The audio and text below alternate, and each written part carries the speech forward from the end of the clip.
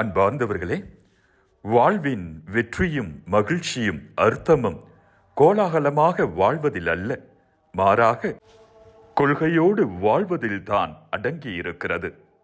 உண்மை, நேர்மை, தூய்மை என்று அரசியலில் அமைதியாய் வாழ்ந்த கக்கன் 1967ஆம் ஆண்டு சட்டமன்ற தேர்தலில் தோல்வி அடைந்தார். அதன் பிறகு அரசியலில் இருந்து ஓய்ந்து இருந்தவர் தனது பதவி காலத்தில் சம்பாதித்தது என்று ஒன்றும் இல்லை. வாடகை வீட்டில்தான் வாழ்ந்து வந்தார். மக்கள் அவருக்கு உதவ முன் வந்தாலும் அதை ஏற்க மறுத்து விடுவதோடு, என் வசதிக்கு என்னால் எதை செய்து கொள்ள முடியுமோ அதை செய்து கொள்கிறேன், எனக்கு கஷ்டம் இல்லை என்று சொல்லிவிடுவார். இத்தகைய தியாகியின் கடைசி நாட்கள் மிகவும் வறுமையிலும் நோயிலும் இருந்தன. மதுரையில் மே தின விழாவில் கலந்து கொண்ட அன்றைய முதல்வர் எம்ஜிஆர் அவர்கள் அமைச்சர் காளிமுத்துவின் மூலம் கக்கன் அவர்கள் மதுரை அரசு பொது மருத்துவமனையில் சிகிச்சை பெற்று வருவதை அறிந்ததும் உடனே அங்கு சென்று பார்த்தார்.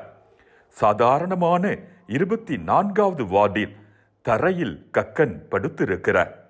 அதை பார்த்து பதறிப்போன எம்ஜிஆர் கண்கள் கலங்க, கக்கனும் கலங்க, அந்த இடம் உணர்ச்சிகளால் நிரம்பியது.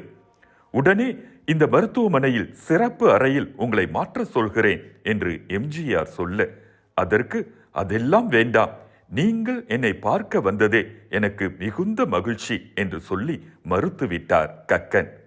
ஒரு தன்னலமற்ற தியாகி இப்படி கிடப்பதை கண்டு கனத்த நெஞ்சோடு அங்கிருந்து விடை பெற்றார் அன்றைய முதல்வர் எம்ஜிஆர் அவர்கள்.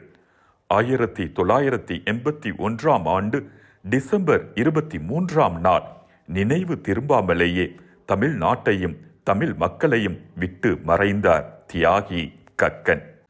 வாழ்ந்தால் இப்படித்தான் வாழ வேண்டும் என்று நமக்கெல்லாம் பாடம் புகட்டி சென்றிருக்கிறார். கோலாகலமாக வாழ்வதில் அல்ல, கொள்கையோடு வாழ்வதில்தான் வாழ்வின் அர்த்தம் அடங்கியிருக்கிறது.